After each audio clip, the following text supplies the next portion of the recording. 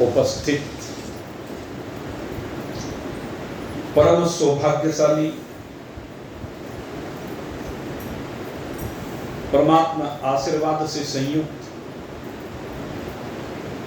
गुरु कृपा से संयुक्त, शास्त्र कृपा से संयुक्त और निज कृपा से संयुक्त जिज्ञासु परमात्मा की असीम महान महती दयाद्र करुणाद्र कृपा की प्रणाम स्वरूप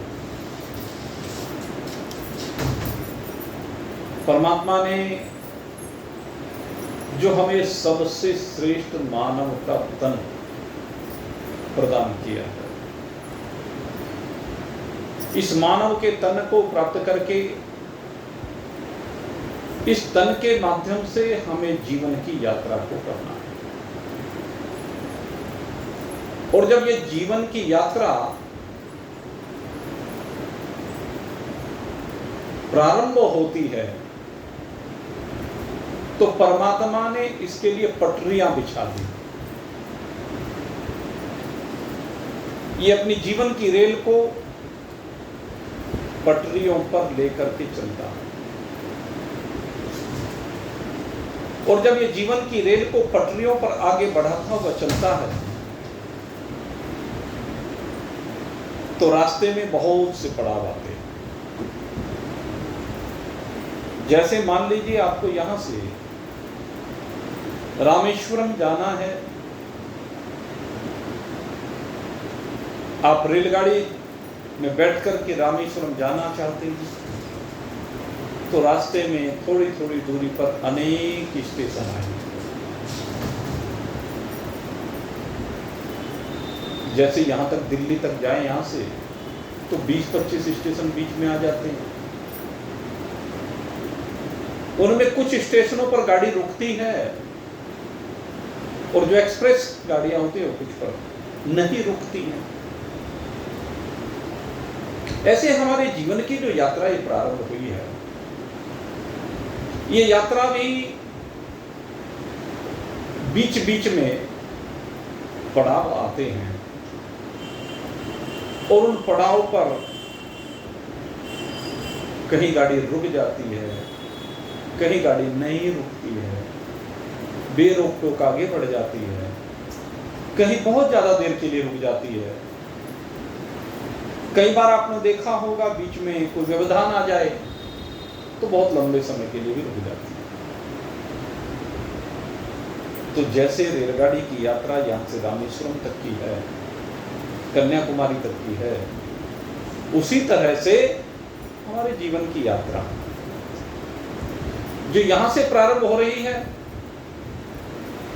और कन्याकुमारी इसका आखिरी पड़ाव है, क्योंकि वहीं तक जा सकते हैं।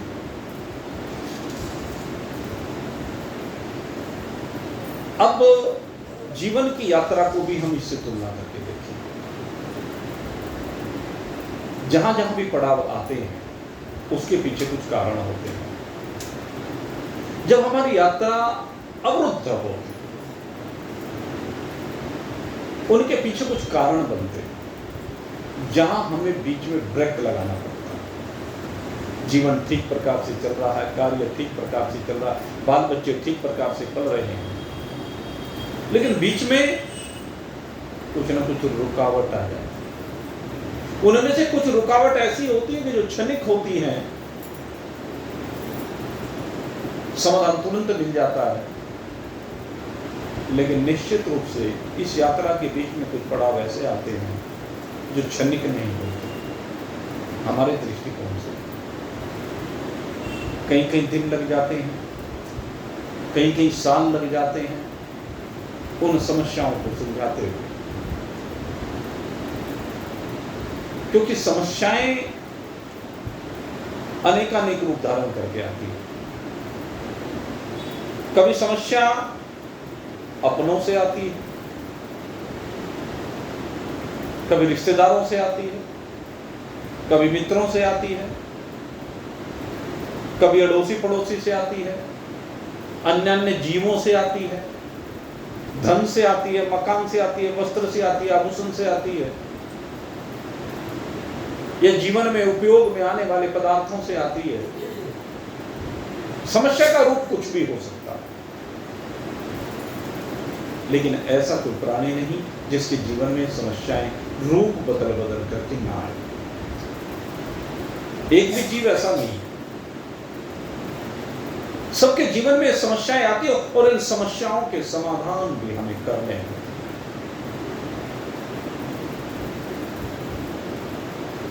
जो इन समस्याओं के समाधान न करके इनसे डर करके भाग जाता है वो कायर कहलाता है, और जो इन समस्याओं का सामना करता है निडर होकर के, वो उन समस्याओं का समाधान कर भी सकता है। और नहीं भी हो, ऐसा भी हो सकता है। लेकिन अगर किसी समस्या का समाधान नहीं भी हुआ तो भी जीवन की यात्रा रुकनी नहीं चाहिए, अगल बगल से निकल जाना चाहिए। शास्त्र कहता है कि जो आपके सामने कोई पहाड़ ऐसा आकर के खड़ा हो गया जिस पहाड़ को आप पार नहीं कर सकते, या कोई नदी ऐसी आकर के खड़ी हो गई जहां से आप उसको पार नहीं कर सकते, तो अगल बगल से निकल जाए। जरूरी थोड़ा ही ना उसी रास्ते से निकले। अब पहाड़ों में तो रुक यही करना पड़ता है। पहाड़ी यात्रा पर जब हम जाते हैं, पहाड़ी यात्रा में आप सीधे पहाड़ से यात्रा कर ही नहीं सकते। अदल बदल कर करके सर्पाकार रास्तों से घूम फिर करके हम लोग बद्रीनाथ गए, और बद्रीनाथ जाते हुए हमने क्या देखा, एक पहाड़ पर ऐसे एक ही पहाड़ पर चढ़ने के लिए 7 सड़कें हैं। देखकर भी डर लगता है। 7 सड़कें एक साथ एक पहाड़ पर ऐसे हिसाब से बने, तो उन रास्तों से भी गुजरना होगा। रास्ता निकाल लिया गया। तो मेरे मित्रों, ये जो जीवन की यात्रा है, इसमें समस्याओं का समाधान करने की आवश्यकता है। अर्जुन के सामने समस्या आई,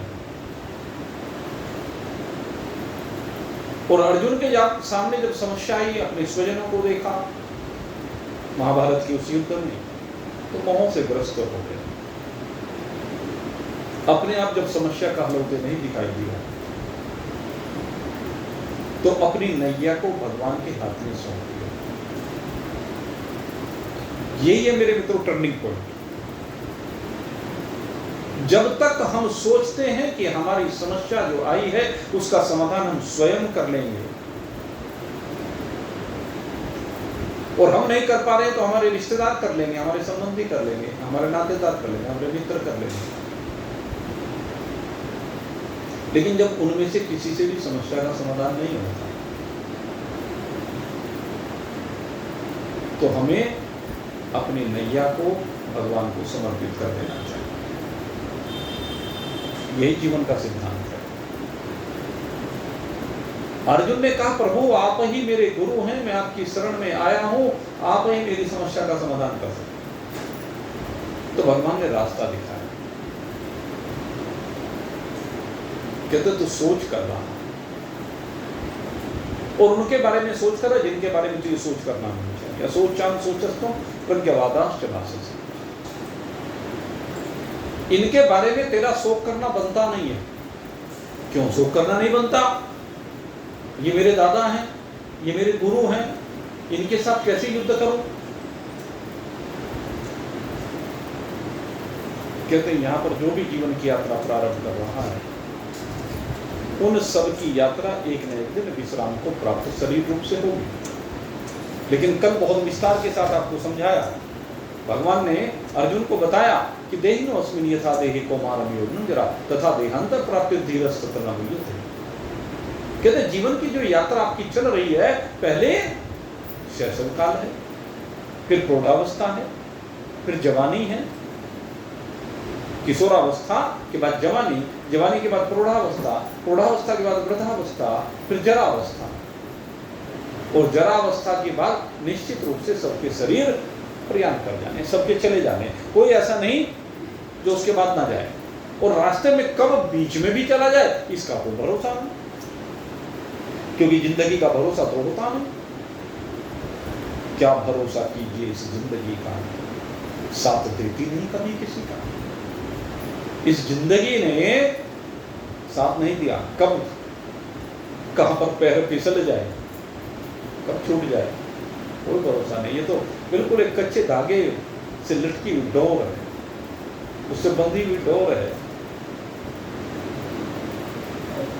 आपके ऊपर कच्चे धागे में बंधी हुई तलवार लटक रही, कब वो कच्चा धागा टूट करके तलवार काट डाले, कुछ भरोसा है क्या? इसीलिए कहा क्या भरोसा कीजिए इस जिंदगी का, साथ देती नहीं कभी किसी का। व्यक्ति न जाने कितने ताने बाने बुनता रहता है, न जाने कितने ख्याली पुलाव बनाता रहता है, लेकिन कब वो सारे वहीं धरे के धरे रहे हैं। है कोई भरोसा? किसी को हो तो बता दो। जब जिंदगी का भरोसा नहीं तो काहे के लिए पाप कर्म करता है? काहे के लिए किसी के साथ छल कपट हेराफेरी करता है? ये कोड़ी कोड़ी जोड़ करके जो तूने माया के भंडार भरे हैं, सब यही धरे रहे हैं। साथ में कुछ भी जाने वाला नहीं है। ये जीवन 2 दिन की चांदनी फिर अंधेरी रात। जीवन 2 दिन की चांदनिया, इतराए काहे को। जीवन 2 दिन की चांदनिया, इतराए काहे को। इतराए काहे को, इतराए काहे को। जीवन 2 दिन की चांदनिया, इतराए काहे को। पाप कर्म कर माया जोड़ी, पाप कर्म कर माया जोड़ी, बन गए लाखी और करोड़ी। पाप कर्म कर माया जोड़ी, बन गए लाखी और करोड़ी। साथ जाए न छदनिया, इतराए काहे को। इतराए काहे को, इतराए काहे को। जीवन 2 दिन की चांदनिया, इतराए काहे को। कहते पाप कर्म कर करके तूने माया जोड़नी प्रारंभ की, लाखों करोड़ों जोड़ लिए, लेकिन सिद्धांत क्या कहता है? साथ जाए ना छदनिया।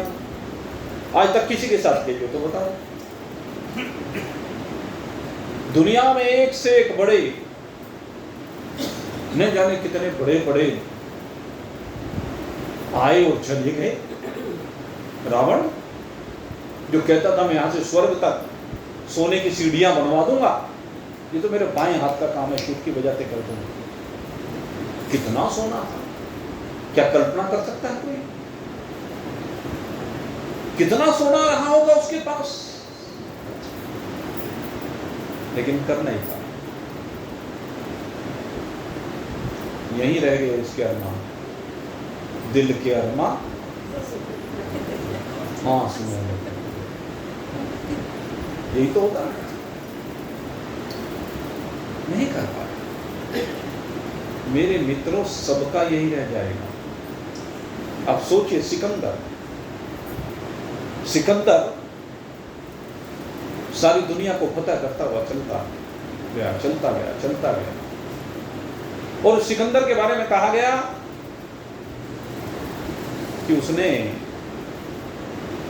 जो कब्रों में पैसा रखा जाता था, ये देह छोड़ने के बाद जो प्राणी कब्र में दबाए जाते थे, कहते हैं उन कब्रों तक को खुदवा करके पैसा निकाल ले। इतना लालची लोभी था, इतना माया का पुजारी था।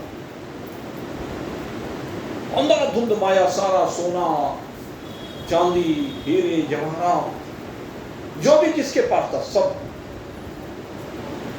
लूट करके उसने इकट्ठा कर लिया। रास्ते में जो भी आया, यूनान से चला और चलते चलते भारत तक पहुंचा। रास्ते में जितने भी देश पड़े, आज भी पढ़ते हैं। उन देशों के नाम उस समय हो सकते कुछ और हो। रास्ते में जो देश पड़े, सबसे पहले तुर्की आदि पढ़ते हैं, आज जिनका नाम तुर्की है। उसके बाद ईरान आता है। उसके बाद आज जिसे अफगानिस्तान कहते हैं, पहले इसको गांधार कहा जाता था, क्योंकि अफगानिस्तान तो हमारे से बहुत ज़्यादा समय नहीं हुआ। 1800 कुछ में ही अफगानिस्तान भारत से अलग हुआ, और अफगानिस्तान के पास ही वो पोरस जो हुआ, उसके साथ युद्ध हुआ था। वहाँ पर कई राजाओं के साथ उसका युद्ध हुआ, सबको कब्जे में करता चला गया, तो जीतता चला गया। तो एक जगह पर उसके मन में आया कि चलो एक बार परीक्षा करके देखो, सारा माल लूट लिया गया कि नहीं लूटा है। तो मुनादी करा दी, एक हाथी को साथ में भेजा सैनिकों के कि हाथी कोई खरीद लो, 1 पैसे का हाथी बिक रहा था 1 पैसे में। अब गांव में किसी के पास पैसा हो तो कोई खरीदे, किसी के पास 1 पैसा नहीं मिला कि जो हाथी खरीद सके। एक बच्चा रोने लगा और रोता अपनी माँ से कहने लगा, मामा हाथी दिलवा दे, 1 पैसे का मिल रहा है। बोले बेटे 1 पैसा भी नहीं है। कि नहीं मुझे तो हाथी चाहिए।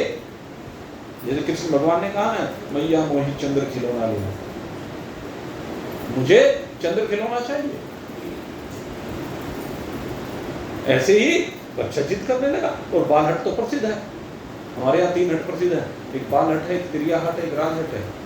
तो जो बाल हट होती है, उस बाल हट के सामने माँ भी विवश हो गई, कहने लगी बेटा ठीक है, मैं तुझे हाथी दिलवाऊंगी, और उसके लिए क्या करना पड़ेगा, चल तेरे बाप की कब्र के पास चल। उसका बाप मर गया था कुछ ही दिन पहले। कब्र खोदने वाले साथ में लिए बच्चे की जिद के लिए कब्र को खोदा गया, और उसके पिता के साथ में 1 पैसा रखा जाता है। परंपरा रही होगी ऐसी, उस समय की परंपरा रही होगी, अब तो पता नहीं मुझे क्या परंपरा है, लेकिन कहते हैं कि परंपरा थी। तो उसके साथ कुछ पैसे दबा देते होंगे। तो वहां से पैसा निकाल करके लाई वो उसकी माँ, और ला करके सिकंदर के जो सैनिक थे उनको दिया 1 पैसा, और कहा कि हाथी दे दो। 1 पैसे में हाथी बेच करके आ गया। सिकंदर ने शाम को सैनिकों को बुलवा पूछा कि हाथी बिका, कि हाँ बिक गया। कहने बिक गया, कहने हाँ जी, बस पूरे गांव में एक के पास मिला और किसी के पास कोई पैसा नहीं मिला। कहने कहां से मिला, उसके पास कहां से आया? कहने लगे कब्र खुदवा करके। उसने कब्र खुदवा करके, अपने पति की कब्र खुदवा करके बच्चे की जिद को पूरा करने के लिए 1 पैसा दिया, तब हाथी खरीदा। कहने लगे अच्छा, क्या कब्रों में पैसा रखा जाता है? कि हाँ। कहने लगे सारी कब्रों को खुदवा, कब्रों में रखा हुआ पैसा भी नहीं छोड़ा। आप चिंतन करके देखें क्या मानसिकता रही होगी इसकी। और वो सब पैसे निकाल लिए, दुनिया भर का माल उसने इकट्ठा कर लिया, आखिर बीमार हो गए। और बीमार भी यही हुआ हिंदुस्तान में। बीमार हुआ, हकीम लुकमान से कहा भाई इलाज करो। हकीम लुकमान इलाज करने लगे, बहुत बढ़िया दवाइयाँ दी, इलाज करते गए, लेकिन कोई आराम नहीं। दिन पर दिन तबीयत और बिगड़ती चली गई। सिकंदर कहने लगा अरे कैसा इलाज कर रहे हो, ठीक सा इलाज करो। कहने महाराज इससे बढ़िया इलाज मैं कोई नहीं कर सकता। कहने लगे लेकिन आराम तो हो नहीं रहा। कहने लगे मैं दवाई दे सकता हूँ, लेकिन ठीक करने वाला तो वो ऊपर वाला। कहने लगे उसी की इबादत करो, उसी को पुकारो, उसी से प्रार्थना करो, निवेदन करो। अब मेरे हाथ में कुछ नहीं रहा। आखिर होते होते सिकंदर मरणासन अवस्था में पहुंच गया, और जब मरने के नजदीक था अपने मंत्रियों को बुलाया, और मंत्रियों को बुला करके कहा कि मैं जा रहा हूं इस दुनिया से। तब तो जाना ही पड़ेगा। ये मैंने समझ लिया कि निश्चित रूप से यहां से जाना पड़ेगा। और मैंने जो इतनी माया जोड़ी, ये तो मेरे किसी भी काम नहीं आई। ये माया तो सब यही छोड़कर के जानी पड़ेगी। अरे मैं तो सोचता था इस माया से ये करूंगा वो करूंगा, लेकिन अब तो सब यही छोड़कर जानी पड़ रही है। आदेश दे दिया, वसीयत लिखवा। क्या वसीयत लिखवाई? कहने लगे जब मैं मर जाऊं, मेरा जनाजा निकाला जाए, तो मेरी अर्थी के सामने ये जितनी दौलत मैंने लूट लूट करके इकट्ठी की है, न जाने कितनी हिंसा की है, कितने लोगों को मार डाला है, कितने माओ के बेटे छीन लिए हैं, कितनी महिलाओं के सुहाग उजाड़ दिए, कहने उन सब की बद्दुआ लग रही है। इसलिए एक काम करना, ये सारी दौलत मेरे जनाजे के आगे बिछा दें, और एक काम करना, जब मेरा जनाजा निकाला जाए, मेरे दोनों हाथ अर्थी से बाहर निकाल, मुठ्ठियां खोल देना, जिससे कि दुनिया देख सके कि ये सिकंदर जो धन का इतना लालची था, इतना लोभी था कि उसने कितने पाप किए, कितने अत्याचार करे और किस किस प्रकार से इस धन को इकट्ठा किया, लेकिन जब इस दुनिया से जा रहा है तो उसमें से एक फूटी कोड़ी भी साथ में नहीं ले जा रहा, सब यहीं कहीं धरा रह जाने वाला है। और एक काम और करना कि जब मेरी अर्थी को कंधा दिया जाए, तो ये हकीम लुकमान और जितने हकीमों ने मेरा इलाज किया है, वो मेरी अर्थी को लेकर के, मेरे जनाजे को लेकर के आगे चले, जिससे दुनिया देख ले कि बचाने वाले डॉक्टर वैद्य हकीम नहीं है। अगर उसका बुलावा आ गया है तो दुनिया में कोई बचा नहीं सकता। इसलिए मैं संदेश देना चाहता हूं इस मृत्यु के साथ,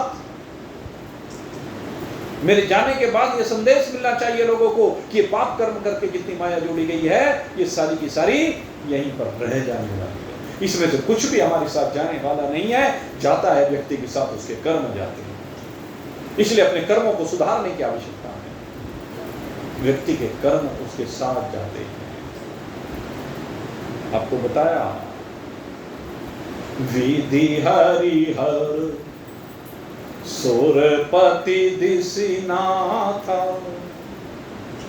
बरना ही सब दशरथ गुण गाथा। एक प्रयाण है महाराज दशरथ का। जिस समय महाराज दशरथ का यहां से प्रयाण हुआ, तो कहते हैं भगवान शंकर, भगवान नारायण, ब्रह्मदेव कहते हैं सब स्वागत कर रहे हैं, आओ। दशरथ जी जब यहां से गए तो उनका स्वागत हो रहा है, आओ। जितने इंद्र आदि देवता हैं पुष्प वर्षा कर रहे हैं,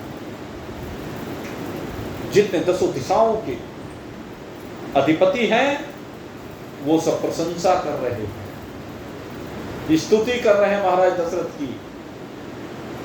वर्ण ही सब दशरथ गुण गाथा। तो महान पुरुष जिनकी गाथाओं का वर्णन करें, प्रयाण तो वो होता है, और ये प्रयाण होता है व्यक्ति के कर्मों से। कर्म प्रधान विश्व कर राखा, जो जस करहि सो तस फल चाखा। व्यक्ति जैसे जैसे कर्म करता है वैसा वैसा फल उसको मिलता है। इसलिए हमारे द्वारा किए जाने वाले कर्म यज्ञ रूप होने चाहिए। यज्ञ रूप का मतलब कर्म अपने लिए नहीं होने चाहिए, दूसरे के लिए होने चाहिए। इसको परोपकार कहते हैं। भगवान वेदव्यास जी ने 18 पुराणों की संरचना की, और 18 पुराणों की संरचना करने के बाद एक ही निर्णय दिया, अष्टादश पुराणेषु व्यासस्य वचनं द्वये, परोपकाराय पुण्याय पापाय परपीडनम। 18 पुराणों का सार एक ही निकाला गया कि परोपकार से बड़ा कोई पुण्य नहीं है।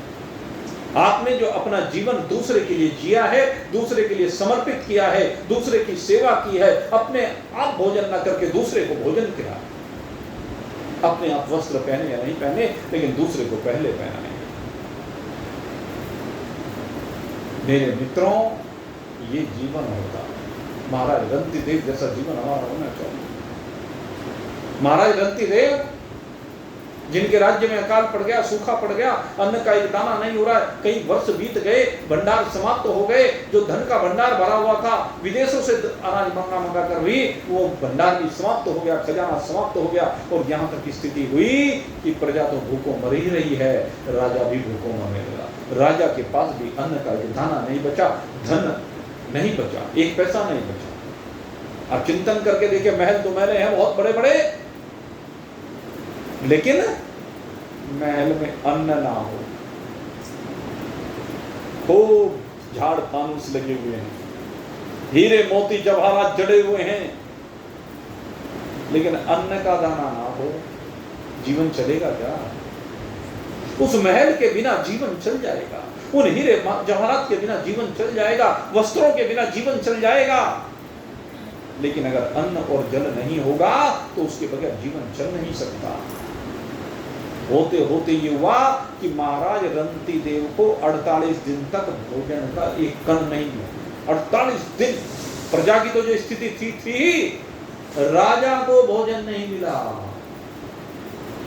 49वें दिन कहीं से कुछ थोड़ा सा भोजन का प्रबंध हुआ, और वो भोजन का प्रबंध भी जब हुआ तो 3 अतिथि आ गए, एक एक करके। एक चांडाल आ गया, एक ब्राह्मण आ गया, एक अतिथि आ गया। पहला जब आया चांडाल, महाराज भूखा हूं, अगर आज भोजन नहीं मिला तो निश्चित रूप से आज मर ही जाऊंगा, आधा भोजन निकाल कर दूसरे दिन। इतने एक ब्राह्मण देव आए, उन्होंने कहा महाराज 60 दिन से भूखा हूं। कहने लगे मैं तो 48 दिन से भूखा हूं, ये 60 दिन से भूखा है। आधा भोजन निकाला, कहने लगे लो, उसको भी जीवन दान मिल गया। फिर एक अतिथि और द्वार पर आया, संत आया, महाराज, और महाराज कहते कहते बेसुध सा होकर के गिर गया। अब महाराज के पास जो अंजर मिला था, धीरे धीरे मुख में जल डाला, फिर वो अन्न जो बचा हुआ था वो उसको खिलाया, उसकी भी जान बच गई। 3 दरवाजे पर अतिथि आए और तीनों को भोजन प्रदान किया महाराज रंतिदेव ने, और भगवान का धन्यवाद करने लगे, प्रभु तूने कैसी कृपा की है, आज कैसी दिव्य कृपा आपकी हुई है। कितने दिनों से मेरे दर पर कोई अतिथि नहीं आया, नहीं तो मेरे दर पर अतिथियों की लाइन लगी रहा करती थी, लेकिन प्रभु मैं भी छिपता फिर रहा था कि कोई अतिथि ना आए, कहां से दूंगा, लेकिन आज तूने 3 अतिथि भेजे और उनका प्रबंध पहले करके भेजा। अपने बारे में नहीं सोच रहा है कि आज 49वें दिन हो गया भूखों कैसे रहूंगा, उनके बारे में सोच रहा क्या ये 3 अतिथि भेजे और इन 3 अतिथियों के लिए भोजन। भगवान भी कहते हैं साधु साधु रंतिदेव, तेरे जैसा राजा ना आज तक कोई हुआ है, मैं होगा। ये है, इसे कहते हैं परोपकारी जीवन, इसे कहते हैं धर्मात्मा का जीवन। ये है मेरे मित्रों धर्मात्माओं के जीवन। हमारा इतिहास भरा पड़ा है, हमारे इतिहास में एक से एक ऐसे धर्मात्मा राजा हुए हैं, और राजा क्या फकीर भी हुए। ये जरूर नहीं कि राजा ही धर्म का काम करे, फकीर भी धर्म का काम कर सकता है। फकीरों ने बहुत धर्म के काम किए, और सही पूछो तो जो वास्तव में सच्चे फकीर होते हैं, सबसे बड़े धर्म के काम केवल वही करते हैं, जिनको हम फकीर कहते हैं, संत कहते हैं, महात्मा कहते हैं। उनका तो जीवन ही दूसरे के लिए है, वो तो अपने सारे जीवन को उनके लिए समर्पित कर देते हैं, जन जन के कल्याण के लिए। उनको राह दिखाते हैं, उनको सन्मार्ग पर चलाते हैं, उनको दूसरे के हितकारी जो रास्ते हैं उन पर चलाते। इसलिए मेरे मित्रों चिंतन करने की आवश्यकता है। जीवन 2 दिन की चंदनिया, इतराए काहे को, इतराए काहे को, इतराए काहे को। जीवन 2 दिन की चंदनिया, इतराए काहे को। भाई बंधु और कुटुंब कबीला, भाई बंधु और कुटुंब कबीला, ये जानो सपने की लीला। क्यों कहा सपने की लीला? क्योंकि सब आने वाले हम जाने वाले। आप देख लीजिए, बड़े वाले चले गए और जो इस समय भूमिका निभा रहे हैं वो जाने के लिए तैयार बैठे हैं, अगले स्थान लेने के लिए आपका तैयार बैठे हैं। पहले आपने अपने बड़ों का स्थान लिया, अब छोटे वाले आपका स्थान लेने के लिए तैयार बैठे हुए कि कभी गद्दी से हटे और मैं आके बैठूं। ठीक है, तो सपना ही तो है, निरंतर चक्र चल रहा है। यहाँ जो आ रहे हैं वो सब जा रहे हैं, सबको जा। भाई बंधु और कुटुंब कबीला, ये जानो सपने की लीला, दिखे कुछ नहीं। दिखता है कि कुछ जाने के बाद किसी की याद रह जाती है क्या? माँ चली गई, पिता चले गए, बाबा चले गए, दादी चली गई, नाना चले गए, नानी चली गई, न जाने ऊपर वाले कितने चले गए। और जाने के बाद कभी कोई हाजिरी लगाता है क्या? कभी कोई दिखाई देता है क्या? तो आप क्यों सोचते हो कि आप दिखाई दे जाओगे फिर? या आपको कोई दिखाई दे जाएगा?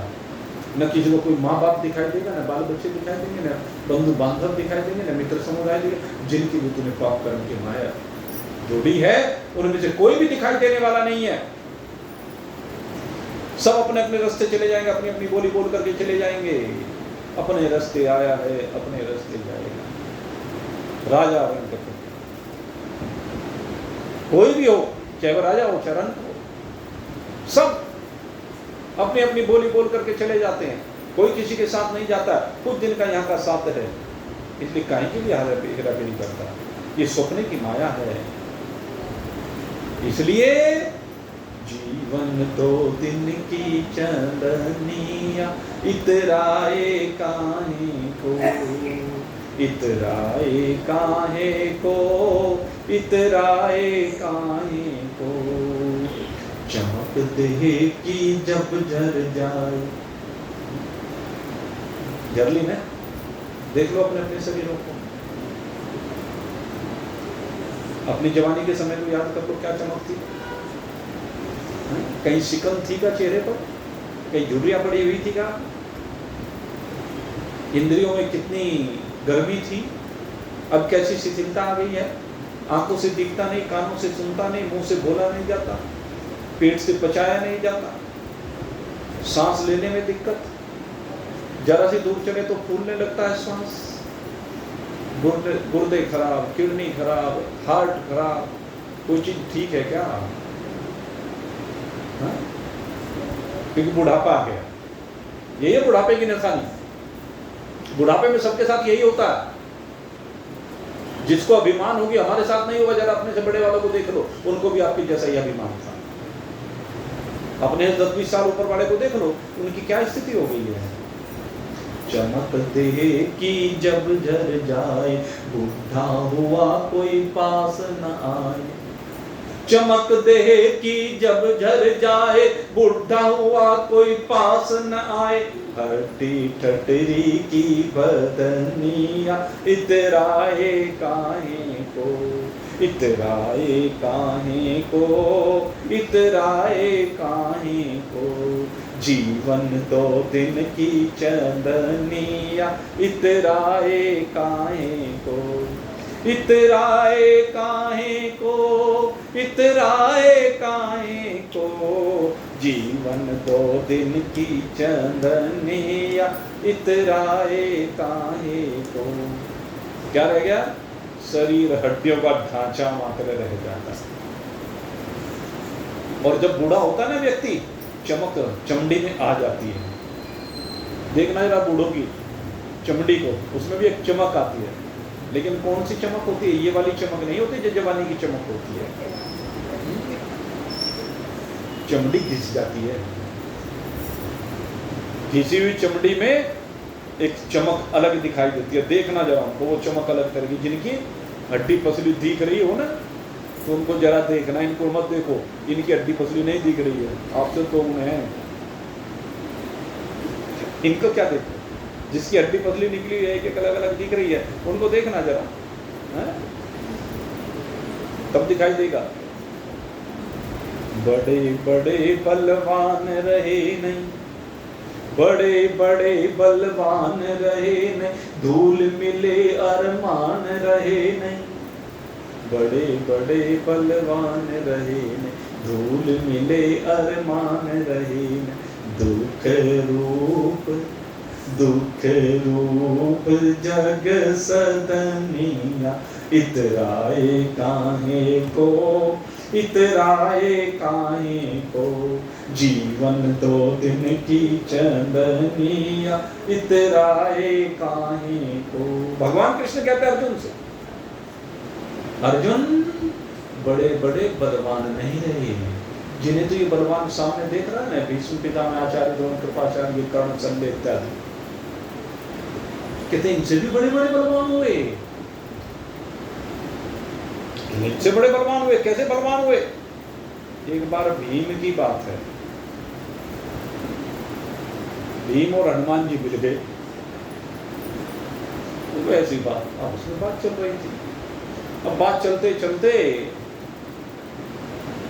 हनुमान जी कहने लगे, पहले इतने बड़े बड़े असुर हुए, बलवान हुए, योद्धा हुए, कितने बड़े बड़े योद्धा हुए, कहने लगे तो चूहे हैं, अब कैसे हैं योद्धा? भीम कहने लगा, तो मेरे को चूहा कहता? नहीं, मैं तेरे को थोड़ा ही ना कह रहा हूं। हनुमान जी कहते तेरे को नहीं कह रहा हूं, पर तू ये बता रहा हूं कि हमारे समय में, भगवान राम के समय में जो योद्धा हुआ करते थे, उनके सामने आज के योद्धा चूहा, जितने भी योद्धा हैं चूहे हैं। तो क्या बात करता है? अरे तूने देखा नहीं लंका? कि नहीं, मैं तो कभी लंका गया नहीं, चल मैं दिखा के लाता हूं। लंका में ले गए हनुमान जी, भीम को लंका में ले गए, और लंका में ले जाकर के कहने लगे, अच्छा चल समुद्र में नहाएंगे। नहाने लगे समुद्र में। अब जब वो समुद्र में नहाने लगा, कौन? भीम, तो डूबने लगा। कहने लगा, बचा भाई बचा। अरे तूने कहां समुद्र के बीच में लाके छोड़ दिया मेरे को, मैं तो डूब रहा हूं। डूब रहा? कहां डूब रहा है? समुद्र में। कहले तू समुद्र में गया कब? कहले तुझे दिखाई नहीं दे रहा मैं कब समुद्र में गया? कि नहीं, मेरे को तो दिखाई नहीं दिया, मैंने तुझे समुद्र के किनारे छोड़ा ही नहीं। क्या बात करता है? हनुमान जी गए, बाहर निकाल करके लाए, कहने तूने तो आज डुबाई दिया था, इस समुद्र में मुझे तो मार दिया था तूने भाई। कहने बस देख लिया तूने? अरे मूर्ख, ये समुद्र नहीं था। समुद्र नहीं था और क्या था? कहने ये कुंभकर्ण की खोपड़ी थी जिसमें जल भरा हुआ। खोपड़ी? क्या कुंभकर्ण जैसे वैसे योद्धा थे, उसकी खोपड़ी समुद्र जैसी लगती थी, इतना विशाल था। अब तू सोच के देख ले, आज के योद्धाओं को जो मैंने चूहे कहा, वो ठीक कहा कि गलत कहा? तो इसलिए सेकी बगाड़ना छोड़ दे। वही बात यहाँ कह रहे हैं, तुझे अपने बल पर बड़ा गर्व है, तुझे लगता है कि तू सबसे बड़ा बलवान है, तू ही सबसे ज्यादा समझदार है, तेरे अंदर सबसे ज्यादा योग्यता है, तेरे से बढ़कर के कोई है नहीं। तुझे भी तो अहंकार है इस बात का, तुझे भी तो अभिमान है, और उस अभिमान के गरूर में ऐसा फिरता है कि सोचता है कि तेरा मुकाबला करने वाला कोई नहीं। तो हनुमान जी कहते हैं तेरे जैसे बहुत देखें, तू कहां किस गिनती में है, तू किसी गिनती में नहीं है, तेरे से बढ़कर के एक से एक योद्धा हुए हैं, आगे भी होंगे, और लेकिन हस्र सबका यही होगा। बड़े बड़े बलवान रहे नहीं, धूल मिले अरमान रहे नहीं। सब धूल में मिल गए, सारे अरमान धूल में मिल गए, सब धूल में मिल गए। दिल के अरमान आंसुओं में बह गए। कुंभकर्ण के भी बह गए, रावण के बह गए, और मेरे और तेरे भी बह जाने वाले हैं। इसलिए भगवान श्री कृष्ण कहते हैं, अरमानों को पूरा करना, अरमानों की पूर्ति करने के लिए शरीर को लगाते रहना, यह ज्ञान नहीं है, यह ज्ञान है। इस सीमा से बाहर निकल, अरमानों की सीमा से बाहर निकल, और अरमानों की सीमा से बाहर निकल करके कहां कहते परमात्मा में, उस परमात्मा में आ, और उस परमात्मा में आने के लिए सब कुछ को छोड़ना पड़ता है, तब परमात्मा में आएगा। जितनी तेरी कामनाएं, जितनी तेरी वासनाएं, जितनी तेरी इच्छाएं हैं, जितनी तेरी स्पृहा है, जितनी तेरी तृष्णा है, इन सब की सीमा से बाहर निकल। जब इन सब की सीमा से बाहर निकलेगा तब तुझे पता चलेगा अपनी आत्म स्वरूप का रूप क्या है, ये आत्मा क्या है, उसका पता तुझे तब चलेगा जब इस देह की सीमा से बाहर निकलेगा। ये देह तो विनाशी है, ये देह तो सबकी मर जाने वाली है, ये देह किसी की रहने वाली नहीं है। पहले रूपांतरण होगा और फिर जिसे तुम मरना कहता है वो भी रूपांतरण होता है, कर बताया था। रूपांतरण है, तथा देहांतर प्राप्ति धीर तत्र न मिलती। जो धीर है, जो ज्ञानी है, जो गंभीर है, जिसे अपने स्वरूप का बोध है, वो शरीर की सीमा से बाहर निकल गया है। और नहीं तो भाई फंसे रहना और सुनते रहना, संबंधों को काटने की आवश्यकता है। ये नहीं कि छोड़ के भागने की आवश्यकता है, छोड़ के तो जाओगे कहां। अब जरा चिंतन करके देखो, बहुत लोग कहते हैं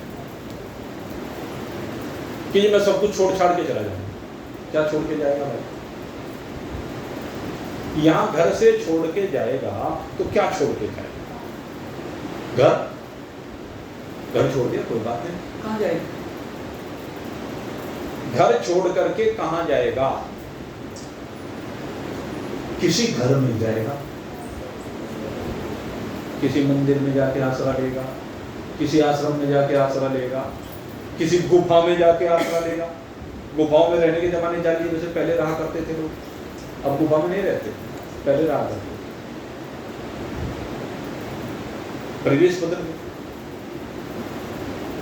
तो वो घर नहीं है क्या? जैसे मिट्टी से ये मिलकर के अनेक अनेक रूपों में मिट्टी को परिवर्तित करके घर बना दिया गया, ऐसे वो बना हुआ, एक ईंटों से बना हुआ, एक पत्थर से बना हुआ, एक चूने से बना हुआ, एक सीमेंट से बना हुआ। क्या फर्क है? बस किसी ने लिपाई पुताई किसी ढंग से कर दी, किसी ने लिपाई पुताई किसी ढंग से कर दी। तो जो कह रहा है कि युद्ध को छोड़ करके मैं चला जाऊंगा, कहां जाएगा? तुझे राज्य की आकांक्षा नहीं है, कहां जाएगा? कभी तो पांचाल चला गया, कभी तो विराट नगर चला गया, अब यहाँ कुरुक्षेत्र में आ गया, कभी तो हस्तिनापुर में रहा, कभी तो इंद्रप्रस्थ में रहा, कभी तो स्वर्ग में भी जाके रहा। बहुत घर बदलेंगे तुम्हें, बदलने ही पड़ेगा। लेकिन जाएगा कहां? जहां भी जाएगा वहीं घर तैयार मिलेगा। एक घर को छोड़ेगा, दूसरा घर तैयार मिलेगा। क्या छोड़कर जा रहा है यहाँ पर? रोटी छोड़ देगा, रोटी को सोच के देख। रोटी यहाँ छोड़, यहाँ जो रोटी छोड़ करके जाना चाह रहा है, रोटी को छोड़ देगा कि जहां भी जाएगा वहां रोटी तो खानी पड़ेगी ना। इस शरीर को चलाने के लिए रोटी यहां छोड़कर जाएगा, वहां भी रोटी मिल जाएगी। जैसे कपड़े यहां पहनता है, थोड़े से अदल बदल करके वहां पहन लेगा, तो रोटी भी खाएगा। घर में 2 सब्जी से रोटी खा लेगा, बनी बनाई मिल जाती है, वहां अपने आप बना के खा सकता है। परिवर्तन ये तो हो सकता है, लेकिन खाएगा जरूर। चाहे सूखी खाए, चाहे चटनी से खाए, चाहे सब्जी से खाए, चाहे पकवान खाए, मेवा खाए, मिष्ठान खाए, लेकिन खाएगा जरूर। इसलिए कहाँ जाएगा? मेरे मित्रों, संसार में कहीं भी जाओ यही सब चीज हर जगह मिलेगी, रोटी कपड़ा और मकान, और तुझे इनकी सीमा से बाहर निकलना है। बाहर कैसे निकले? ये तेरा है ही नहीं, ये रोटी कपड़ा और मकान तेरा है ही नहीं, तो शरीर के लिए बनाया है भगवान ने, शरीर के लिए, और मैं शरीर हूं नहीं, मैं शरीर से विलग हूं, ये शरीर के संबंधी है, ये शरीर की व्यवस्थाएं हैं, इसलिए छोड़ना तो है, लेकिन इस अहंकार को छोड़, इस अभिमान को छोड़। इस अभिमान को तेरे को छोड़ना होगा जो तूने शरीर को लेकर के बना रखा। इस अहंकार की सीमा से तुझे बाहर निकलना होगा जो तूने शरीर को लेकर के बना रखा। तू शरीर नहीं है। जब तक तेरा भाव ये रहेगा कि मैं शरीर हूं, शरीरोऽस्मि, शरीरोऽस्मि, शरीरोऽस्मि, मैं शरीर हूं, शरीर हूं, शरीर हूं, तब तक मरता रहे। और जिस समय शरीरों की सीमा से बाहर निकल करके इस आत्मा को कहेगा अहम आत्मा, अहम आत्मा, अहम आत्मा, मैं आत्मा हूं, और ये आत्मा कभी मरता नहीं। शरीर छूटते चले जाते हैं, लेकिन आत्मा सदा अजर अमर अविनाशी है। ये आत्मा कभी मरा न मरेगा। ये मरते हुए शरीरों को देखने वाला उनका साक्षी है। इस आत्मा ने न जाने कितने शरीरों को आते और जाते हुए देखा है, लेकिन ये सदा रहा। परमात्मा सबका साक्षी है। उस परमात्मा रूपी धरातल पर अनंत कोटि ब्रह्मांड खड़े हुए हैं। कितने सूरज चांद सितारे उस परमात्मा में विराजमान हैं। कितने लोक लोकांतर परमात्मा में विराजमान हैं। कितने जीव, कितने प्रकार की सामग्री, जगत का विभिन्न रूप, सब परमात्मा में खड़ा हुआ है। परमात्मा सबका साक्षी है, सबका दृष्टा है। और यहाँ पर जितने भी जीव आते हैं उन सबको उनके कर्मों के अनुसार फल देता है। कर्म प्रधान विश्व कर राखा, जो जस करहि सो तस फल चाखा। जैसा करेगा वैसा फल मिलेगा।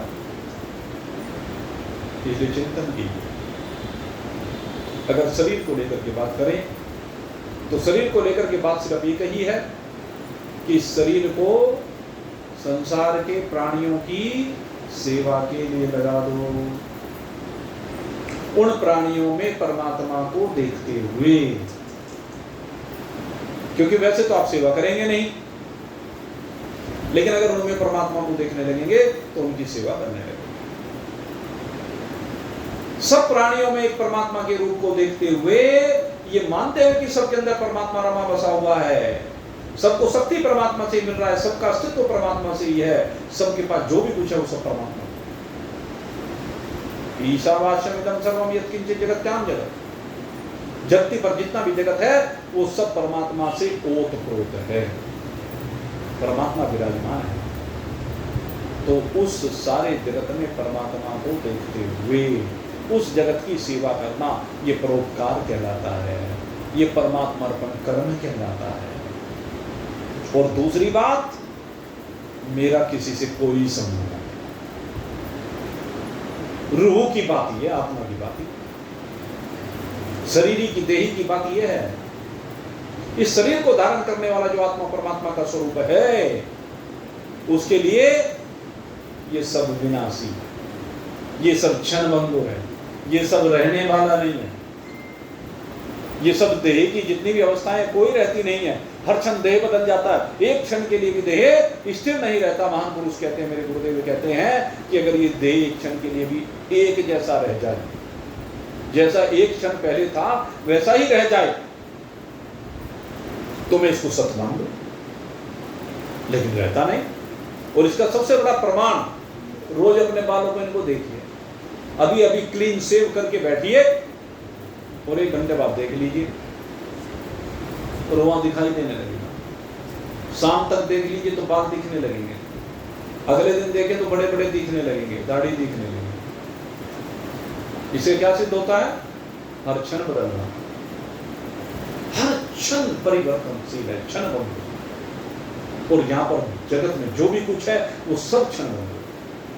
लेकिन एक परमात्मा ऐसा है जो सदा एक जैसा है, नित्य है, अचल है, स्थिर है, अनंत है, अपार है, असीम है, निरवयव है, निराकार है, निर्गुण है, अविनाशी है, दृष्टा है, साक्षी है, केवल्य है, चैतन्य है, सत्य है, चित्त है, आनंद है, घन है। परमात्मा का ये स्वरूप और देवों के स्वरूप इसके विपरीत है, जगत का स्वरूप इसके विपरीत है। तो भगवान अर्जुन को समझा रहे हैं कि तू नित्य है लेकिन शरीर क्षण बंधु। इसलिए शरीरों को लिए क्या शोक करता? शरीरों के लिए तेरे ये शोक करना नहीं बनता है। और आत्मा चूंकि नित्य है, अविनाशी है, इसलिए उसके लिए भी शोक करना बनता नहीं है। इसलिए तू शोक की सीमा से बाहर निकल, और ये तभी निकलेगा जब इस ममत्व से बाहर आ जाएगा, ये मैं पने से बाहर आ जाएगा, मेरे पने से बाहर आ जाएगा, तो तू अपने स्वरूप में विराजमान हो जाएगा। तो इस प्रकार से भगवान श्री कृष्ण अर्जुन की जीवन की दिशा बदल रहे हैं, जिससे उसकी रेलगाड़ी, जीवन की रेलगाड़ी ठीक समय पर अपने स्टेशन पर भली प्रकार से सुख दुख की सीमा से बाहर होकर, पाप पुण्य की सीमा से बाहर होकर, धर्म अधर्म की सीमा से बाहर होकर के अपनी मंजिल परमात्मा के पास पहुंच जाए। तो आप सब लोग अपने जीवन की यात्रा को परमात्मा की ओर लेकर के चलें। इन्हीं शुभ भावों के साथ आज का सत्संग अब यहीं पर विश्राम को प्राप्त हो रहा है। और कल के बारे में मैंने आपको बताया, कल भले ही रविवार हो लेकिन कल भी सत्संग किया जाएगा, सही यही रहेगा। अब यहीं पर विश्राम। बोलिए सच्चिदानंद भगवान